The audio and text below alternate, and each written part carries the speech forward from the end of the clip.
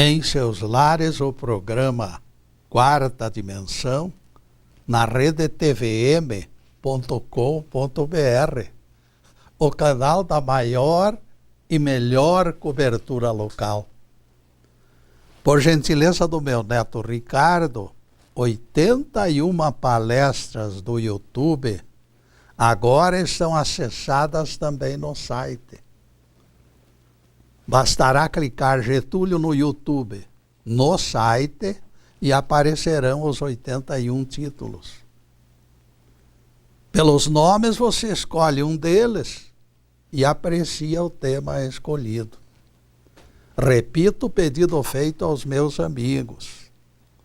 Uma copiazinha já eu ficarei satisfeito. Imprima nem que seja uma cópia da relação dessa relação e entregue a pessoas de sua confiança e de sua amizade. Você nem poderá avaliar o quanto eu lhe serei grato por esta ajuda na divulgação. Cuidando da imagem e do som, contamos a presença de bons amigos. Luiz Carlos Zube nesta etapa preciosa e mais a colaboração do Fernando na câmera e do Luiz Fernando na exibição. Nosso agradecimento a todos. Com a valorosa equipe TVM na técnica, permanecemos tranquilos. O tema de hoje será Alma acamada, atenção dobrada. Viver tenso é próprio da vida moderna. Ninguém está livre das pressões que nos bombardeiam de todas as formas. Nunca estivemos tão sujeitos ao assédio de emoções desencontradas. A maioria, meus amigos, vive na corda bamba, exercitando precário equilíbrio. Para os prisioneiros de armadilhas forjadas na mente, os próprios medicamentos disponíveis exigem a participação do enfermo. Doenças oriundas da parceria corpo-espírito são mais complicadas. Na definição do tema, usamos o termo alma, que em nosso entendimento é simbiose destas duas partes do nosso corpo. Praticamente a ajuda externa se torna necessária, pelo menos até o ponto em que o enfermo reaja ao desânimo, retornando aquelas energias que ele perdeu. Não existem alternativas. As cartas estão na mesa, as escolhas têm que ser espontâneas. Qual a razão para ficarmos doentes? Qual a explicação para mortes prematuras que estão eliminando pessoas capazes? Será urgente entendermos sinais indicativos de crise. Quando submetido à tensão prolongada, o equilíbrio de órgão vital pode ser rompido. Este rompimento ameaça a falência das fontes protetoras. O Dr. Hans Selye, no século passado, submeteu ratos de laboratório a situações que os tirou do sério. Tirou os ratos do sério. Os bichinhos foram submetidos ao frio, à fadiga, à frustração, a ruídos e a inúmeros venenos. As variadas torturas testaram a capacidade de resistência dos bichinhos. O resultado foi aquilo que o cientista tinha em suas avaliações. Apareceram danos internos no corpo significativos nos corpos dos ratos. Na autópsia, constatou-se aumento das glândulas suprarrenais, contração do timo e das glândulas linfáticas e também úlceras pépticas. A tensão prolongada apareceu como vilã causadora de brutal deterioração do organismo. As glândulas endócrinas, principalmente a pituitária e suprarrenais, procuram manter o ambiente estável no organismo. Elas reagem, porém, quando surge a ameaça. Quer se trate de rato esgotado, quer seja a secretária doméstica repreendida pela patroa, em todos os casos a coisa se complica. A pressão arterial e a taxa de açúcar do sangue crescem. O estômago suportando a acidez anormal e as artérias se contraindo obedecem a uma campainha de alarme. Somente depois de passado o perigo, as glândulas recomeçam a produzir hormônios calmantes. Tudo perfeitamente normal, até aqui. Se a guerra se prolongar, porém, se os gaviões continuarem rondando o galinheiro, o medo manterá galináceos em crise prolongada. Sejam frangos, sejam homens, sejam ratos, todos viverão drama, nada agradável, causado pela iminência do perigo. É neste clima de prolongamento do alarme que a enfermidade se instala e gera consequências. Neste caso, para termos saúde, será aconselhável então vivermos numa ilha distanciados de tensão? Pergunta alguém ao Getúlio. Esta pergunta será válida, nem tem dúvida. Afastar tudo aquilo que nos aborrece e faz sofrer aparece como provável solução, a priori. Viver a bem-aventurança de um isolamento que nos protege das pressões do cotidiano, longe do mundo, longe dos males do mundo. Longe dos males do mundo, adeus tensão. Viver o dolce far niente, aquele dos italianos lá, no tipo de aposentado, sem problema nenhum. Seria esta a fórmula verdadeira que nos libertaria das tensões e, consequentemente, das depressões? Jesus nos derruba deste cavalo imponente, com arreios dourados e expectativa de uma vida cor-de-rosa. Ele esclareceu com todas as letras: quem não toma a sua cruz e me segue, não é digno de mim. Mateus 10, versículo 38. Neste caso, fica claro que não existem alternativas para fugir às tensões que a vida coloca em nosso caminho. Para seguir o Mestre é preciso carregar a cruz e se misturar com todo tipo de gente. Eis que vos mando como ovelhas para o meio de lobos. Foi a ordem do nosso Rabi.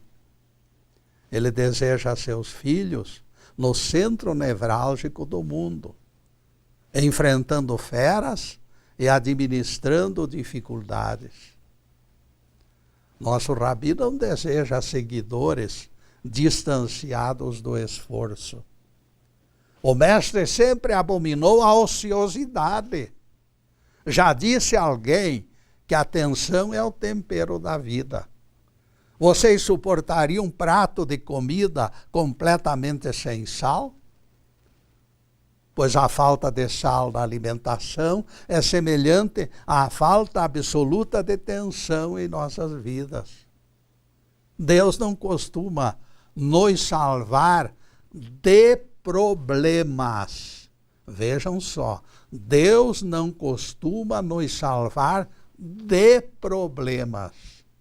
Deus nos salva no problema. Explicando melhor, Deus nos concedeu inteligência e nos inspira soluções que serão completadas pelo nosso discernimento. É só escolher e aplicar. Ninguém esqueça que ficamos tensos também quando escutamos página comovente. O torcedor passa 90 minutos tensos assistindo um clássico de futebol. Pessoa sensível vai às lágrimas diante de um drama comovente. Acredito que ninguém desejaria dispensar estas reações bem próprias da nossa humanidade, embora algumas nos entristeçam. E neste entristeçam nós vamos fazer a primeira interrupção em nosso programa para os comerciais do canal, mas é um instantinho só. Daqui a pouco estaremos de volta. Obrigado.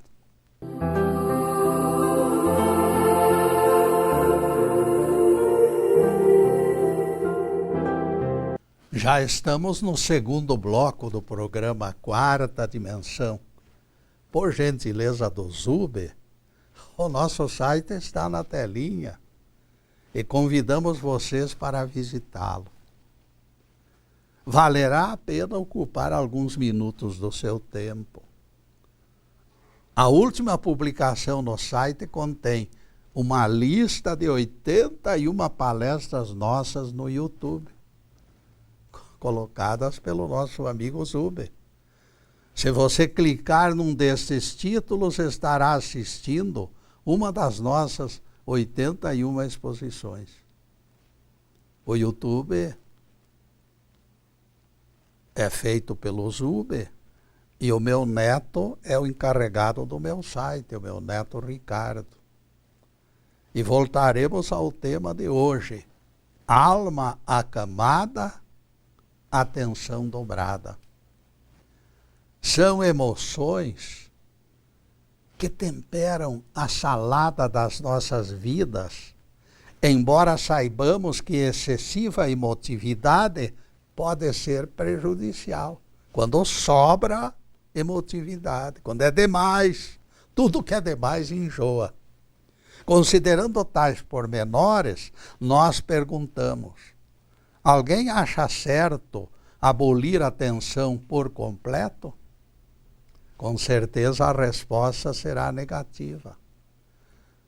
O que se deve combater é a repetição constante de algo que nos mantém dolorosamente aflitos. A frustração, o medo, a raiva e os desejos de vingança que nos constituem ingredientes de um estado mental negativo. Tais anormalidades devem ser combatidas logo que nascem. Ninguém se arvora em anjo exterminador, porém, assumindo o pesado compromisso de arrasar as cidadelas da perdição. É necessário caminhar cautelosamente em terreno pedregoso para não sair molestado ou molestar os outros. Vamos exemplificar. Alguém sente medo pelo futuro da família depois de ter perdido o emprego. Você diz a ele que não se preocupe, porque a preocupação vai prejudicar a sua saúde. Você falou certo, mas falou na hora errada. A hora não era certa. No momento que aquele seu amigo está mais preocupado com a falta de salário para sustentar a família, não adianta você procurar panos quentes. O outro está furioso pela sacanagem de um colega e você minimiza a gravidade da ofensa. Não foi nada, rapaz. Nem tanto ao mar, nem tanto à terra. Precisamos avaliar o terreno em que estamos pisando. Isto não foi nada, diz você. Como não foi nada?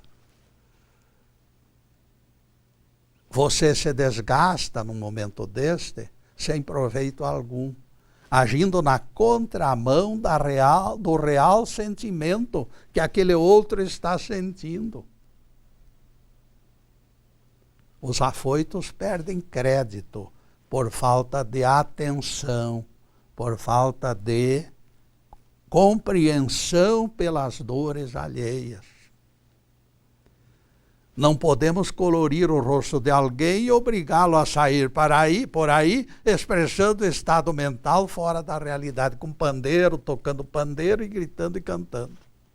Se ele está oprimido por alguma dor, por algum sentimento negativo, esta oportunidade de bater tambores por aí não vai adiantar nada.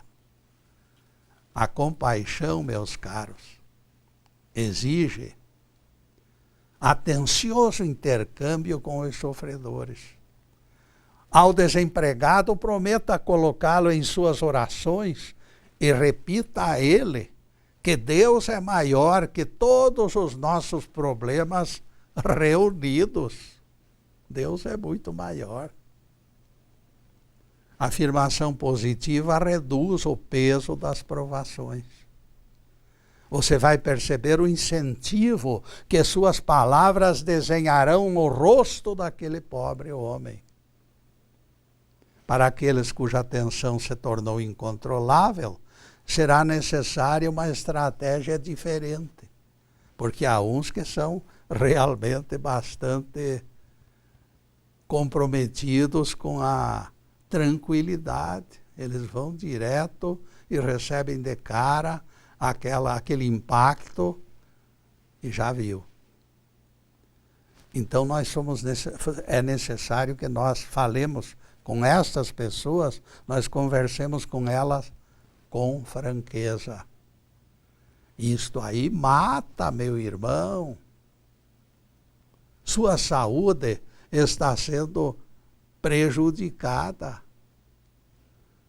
Está sendo minada pelo veneno sutil do rancor. Saia desta antes que você adquira a doença incurável. Tem que dizer a verdade. Abrir as porteiras. Aqui não cabem panos quentes, nem meias palavras. Há 20 anos, Mário Sintra foi ofendido e continua remoendo e destilando o veneno da raiva. Está ele ali, dia e noite, com aquilo na cabeça. Isto poderá se transformar numa substância química e se espalhar no sangue. Por isso, a recomendação de mudança de estratégia. Nós temos que ser duro nesse caso. Algo desagradável aparecerá no seu organismo. Ele não pode alegar que não foi alertado. Os amigos devem alertá-lo. O ditado popular é extremamente didático. Água mole em pedra dura, tanto bate até que fura. O sujeito está repetindo desde dia 2 de fevereiro de 1988, às 9h05 da manhã. Vejam a clarividência do sujeito. O João da Silva me ofendeu exatamente neste dia, nesta hora e neste minuto. Eu não posso esquecer. Eu não devo esquecer. Ninguém merece uma cantilena deste tipo nos ouvidos. E aquele estribilho fica parecendo o samba de uma nota só. Basta nos aproximarmos do cara e as lamúrias são ouvidas como se escapassem de um mágico realejo. Cada vez que ele memoriza a falta de caridade do desafeto, sua raiva morde seu fígado. Ele relembra o fato 400 vezes por dia e nós contabilizamos 400 mordidas no seu fígado. Um fígado algum suportará tantas agressões. Não seria mais proveitoso desviar a atenção para projeto edificante? Ler livros que contenham histórias de pessoas generosas, para que aprenda a generosidade? Meditar sobre a beleza e a profundidade dos evangelhos? Gastar tempo em trabalhos de agulha ou pincel? Lavrar a terra e organizar canteiro de hortaliças? Não seria mais saudável lembrar as coisas boas que os olhos mal agradecidos de Mário Sintra receberam durante todo este tempo e ele nem percebeu? Depois que o João da Silva emitiu a ofensa, Mário Sintra se enclausurou convivendo com suas lembranças. Quando o amuleto se extravia no interior dos seus trastes, o amuleto se perde. O amuleto da injúria se perde lá nos seus trastes. Ele busca de maneira frenética, como um desesperado. Mário Sintra procura na base da odiosa pirâmide a ofensa perdida. Ele quer a ofensa de volta. Quando se encontra com ela, se alegra pelo retorno daquele troféu. Infelizmente, caríssimos, a essência da filosofia de Jesus foi esquecida. Ao trazeres a oferta ao altar, a tua oferta ao altar, se te lembrares de alguma discórdia, vai primeiro reconciliar-te com o teu irmão. Depois volta e realiza a tua oferta. Mateus 5, versículos 23 e 24. Ninguém gozará boa saúde alimentando o rancor.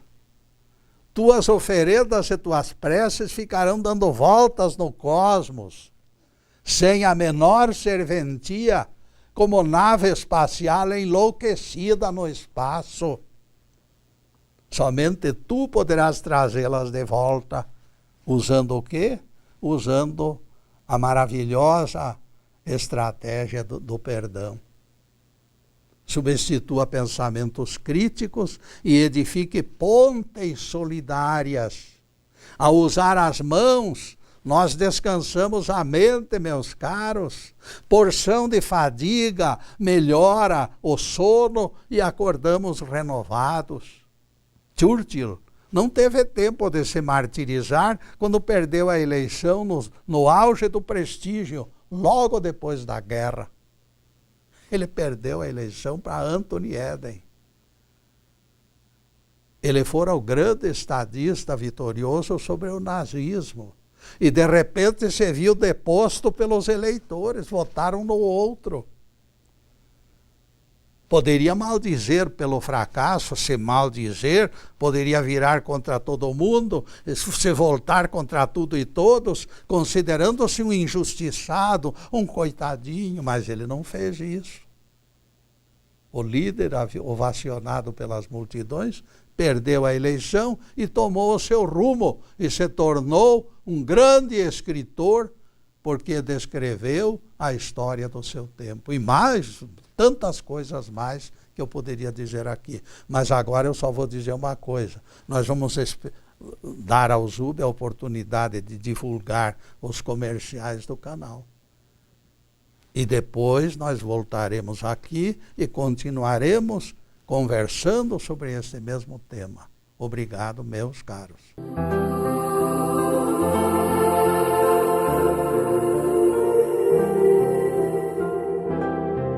Estamos retornando com o programa Quarta Dimensão, terceiro bloco. Jesus nos ensinou, dizendo aos discípulos: naquele dia conhecereis que eu estou no Pai, e vós em mim, e eu em vós. João 14, versículo 20. Esta verdade é tão abrangente e de tal forma esclarecedora que eu fico sem compreender a sua reduzida divulgação. Vocês já imaginaram quando num dia futuro, adquirirmos consciência de adentrar o círculo sagrado, nós, o nosso Cristo e o Pai eterno. Vejam que Jesus não prometeu tal estado de graça para hoje, nem para amanhã, mas deixou o evento marcado pelas palavras, naquele dia, quando a evolução nos levar naquele estado mental, espiritual, enfim, um estado que mereça isto. Depois desse pinguinho de doutrina, a continuação do tema. Alma acamada, atenção dobrada. A figura carismática de Churchill coordenou a invasão do continente. Todos apostavam na sua vitória eleitoral. E a derrota inexplicável aconteceu. Poderia aquela gente absorver e contabilizar tamanho insucesso? Poderia aquela gente entender que se operasse uma coisa tão absurda daquela? Ninguém podia esperar. Churchill absorveu o consolo interpretando da sua forma. Ele fora sempre venerado como o homem da guerra. Ele estava dando uma oportunidade para Anthony Eden de se tornar o homem da paz. Churchill entendeu. Os verdadeiros artistas, meus amigos, percebem o momento de entrar e de sair do palco. Este entendimento devolveu sua autoestima e ele, sem traumas, se afastou da vida pública. Voltou à pintura e escreveu a história do seu tempo. Não reconheceu o veredicto dos eleitores como rejeição. Absorveu o incidente com grandeza estoica, entregando o julgamento nas mãos da história. Felizmente, o planeta Terra registra figuras que a depressão não atinge. Estes não embarcam na canoa furada da vingança. Todos deveriam saber que não será a pessoa odiada que sofrerá úlcera ou hipertensão. Aquela vítima dos seus comentários deprimentes talvez nem lembre que você existe. Mas a sua metralhadora mental nunca deixou de atingi-lo com degradantes petardos de maldições. Quando Jesus disse: amai aos vossos inimigos, ele divulgou o preceito áureo da profilaxia da alma. Não se trata de apenas tolerar.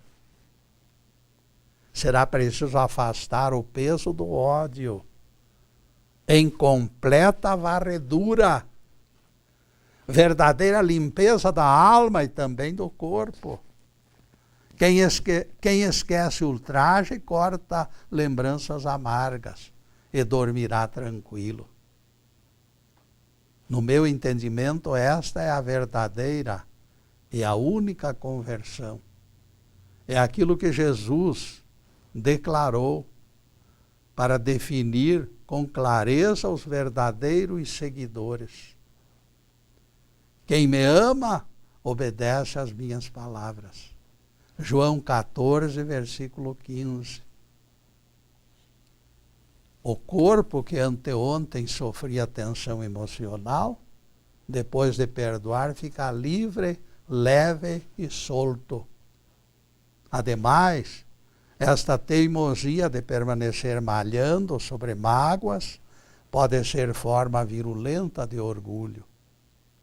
Apostamos tanto em nossa personalidade egocêntrica que consideramos humilhante simples olhar simpático para nosso opositor. Quem se julga rei da cocada preta recebe duplo choque quando alguém se atreve a ameaçá-lo na sua gloriosa cidadela. Sacerdote importante da Igreja Católica dos Estados Unidos, esteve hospedado alguns dias no Vaticano. Ele confessou ao Papa João XXIII que estava atravessando um período conturbado em sua vida. Não existe mais respeito pela autoridade e eu me encontro à beira da depressão, eu não aguento mais.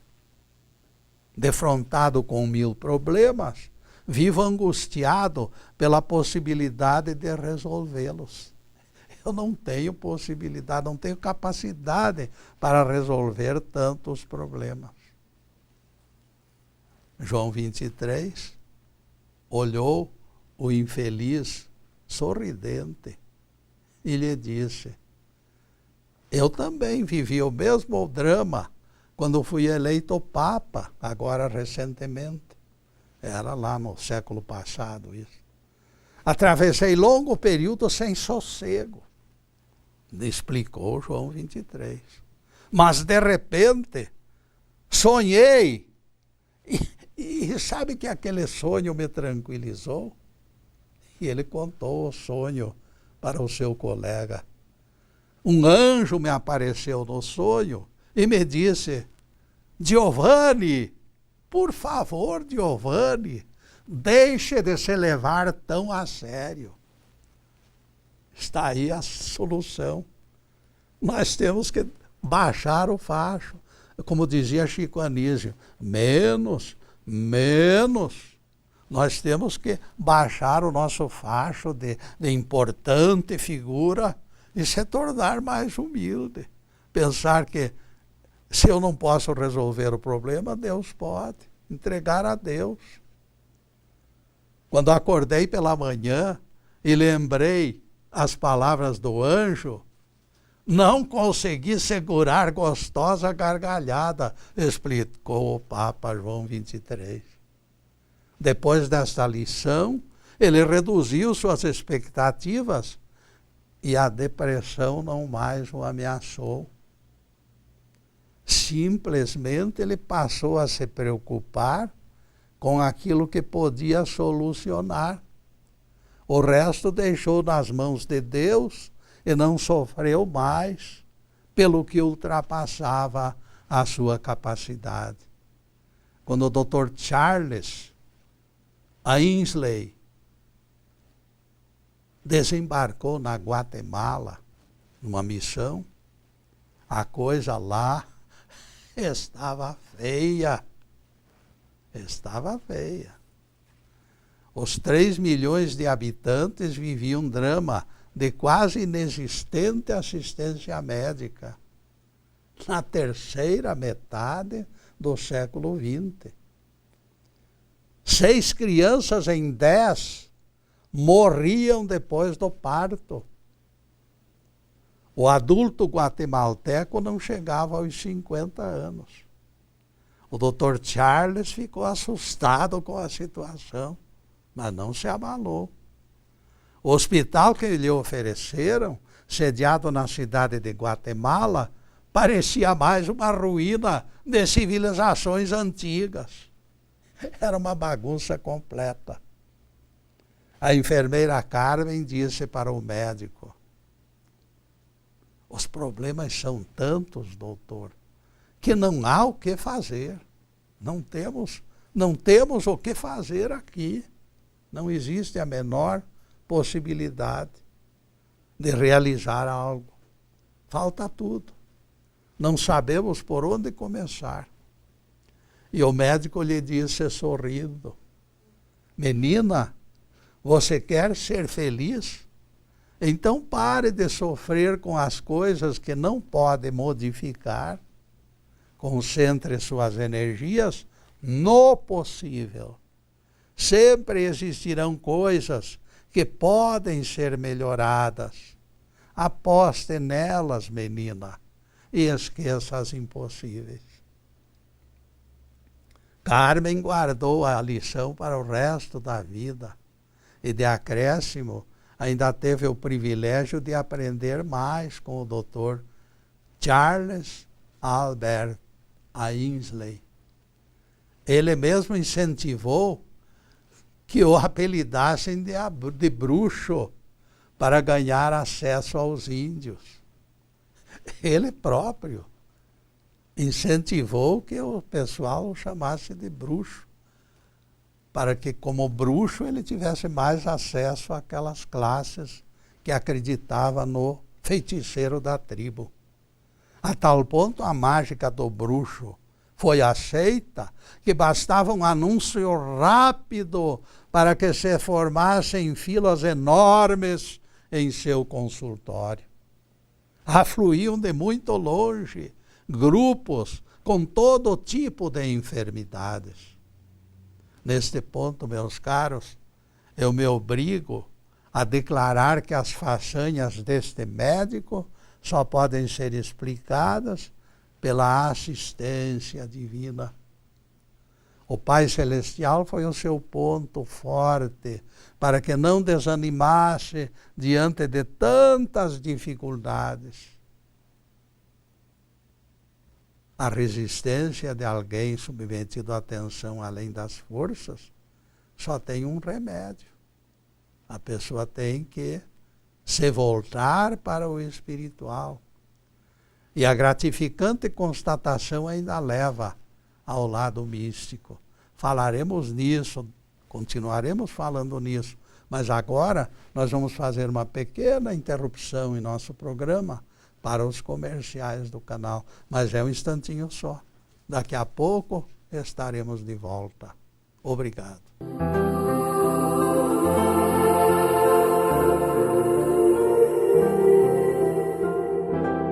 E atingimos o último bloco do programa Quarta Dimensão.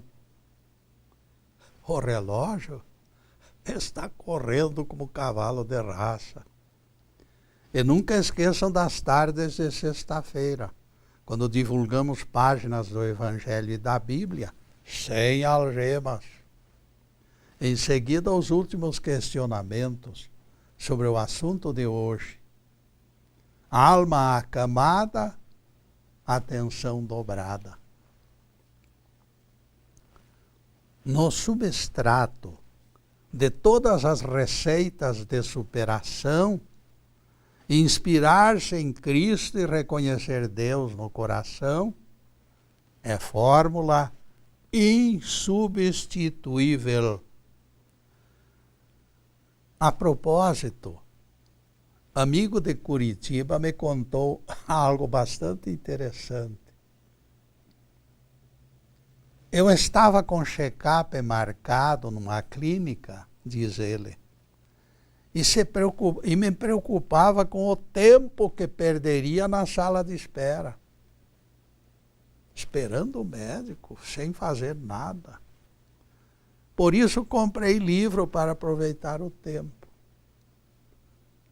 Quando ele entrou na sala de espera, porém, ele foi surpreendido.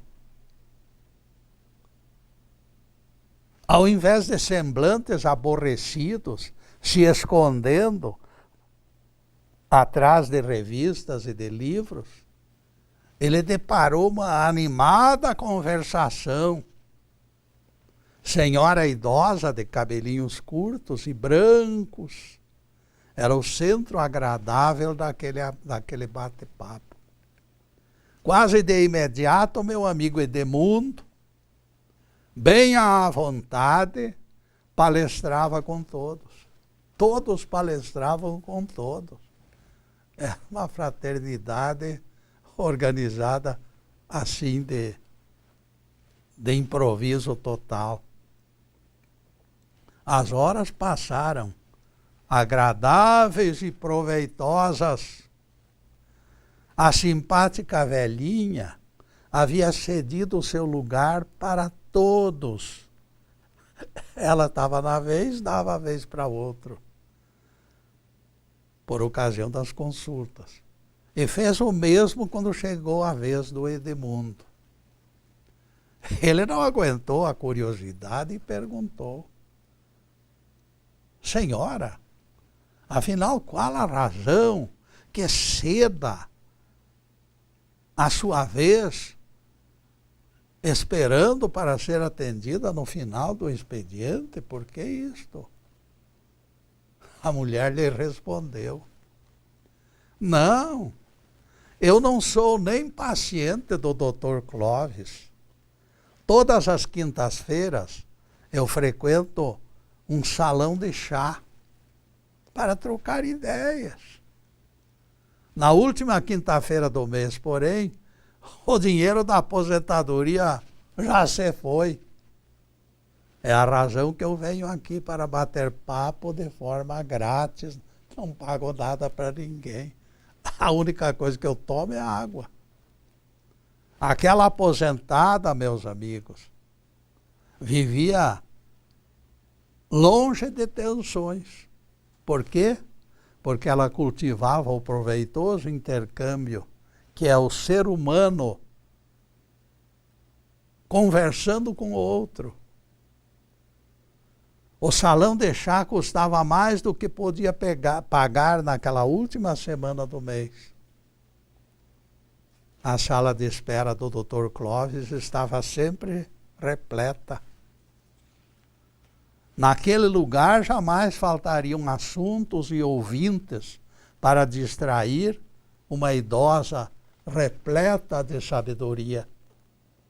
Se todos tivessem o mesmo discernimento desta mulher inteligente, a depressão desapareceria do planeta Terra.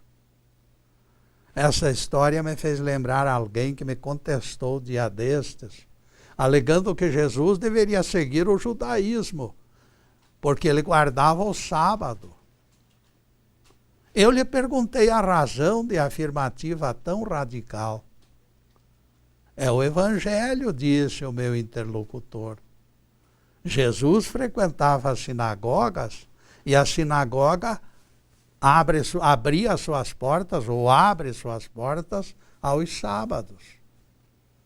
Portanto, se o Nazareno entrava na sinagoga no sábado, é um sinal que ele seguia Moisés e guardava o sétimo dia. Na opinião daquele cidadão, a simples presença do mestre na sinagoga legitimava a doutrina vingativa de Moisés. Eu contei a ele o episódio desta aposentada e expliquei a razão de sua presença na sala de espera da clínica do Dr. Clóvis. Ela estava ali por duas razões. Na última semana do mês, ficava sem dinheiro para ir conversar em sala de chá. O segundo motivo é que na sala de espera do Dr. Clóvis havia gente para conversar. Jesus fazia o mesmo que aquela mulher. Ele comparecia à sinagoga como poderia comparecer a uma montanha, como fez o Sermão da Montanha, como poderia ter comparecido a tantos lugares onde havia gente reunida. Ele comparecia na sinagoga pelo fato de que pessoas estavam ali para permitir a divulgação dos seus ensinamentos. Se isto ocorria no sábado, não passava de mera coincidência. Havia gente disposta a escutar. O nosso rabi procurava o local para aproveitar a presença do povo. Quem é movido pelo real desejo de ensinar, procura a porta aberta e ouvidos atentos. Aquele menino desceu as escadas, concentrado, sério, sentindo o cheiro do mato e ouvindo o cântico dos passarinhos. Ele caminhava devagar, respeitoso, como se pisasse o chão sagrado. A claridade da manhã resplandecia em torno dele com um nítido aspecto de celebração. Urubus famintos voavam nas alturas, espalhando sons estranhos. O garoto não se assustou. Ele já sabia que os corvos estavam mais interessados nos restos da carcaça de um javali devorado pelas feras no dia anterior. O uivo prolongado de lobo também não chegou a incomodá-lo. Aquela criança se encontrava inteiramente absorta no embalo da estranha força que a conduzia. Em sua consciência, livre de tensões, reinava claridade sem sombras. Ninguém olvide que se tratava de alguém desprovido de malícia, da maturidade. Para os pequenos habitantes do mundo, não existem complicadas perturbações que vão sendo criadas pela experiência dos muitos anos de vida. Poucos metros adiante, todavia, o ambiente não expressava idêntica ausência de conflitos. Havia descontentamento, discussões, desencontros e a certo grau de hostilidade. Eram os discípulos de Jesus que disputavam o cargo principal entre eles.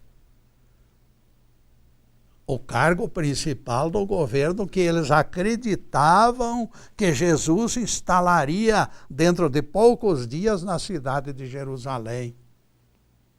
Todos aspiravam tornar-se o primeiro-ministro e o ciúme se espalhava em seus corações. Qual deles sentaria ao lado de Jesus no trono da glória? Todos se estressavam diante da pergunta que não sabiam responder. O menino de rua, descrito por nós, passou pelos insatisfeitos seguidores do Mestre e já se adiantava pelas estradas de Jericó. Foi quando Jesus o chamou,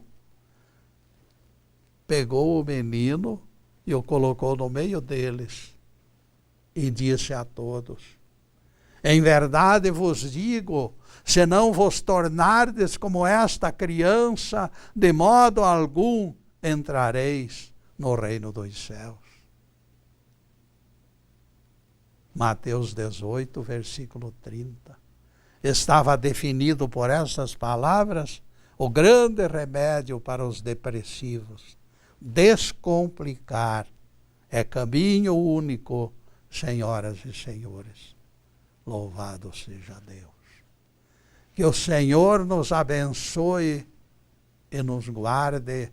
Que o Senhor faça resplandecer o seu rosto sobre nós e tenha misericórdia de nós. Que o Senhor sobre nós levante o seu rosto e nos dê a paz.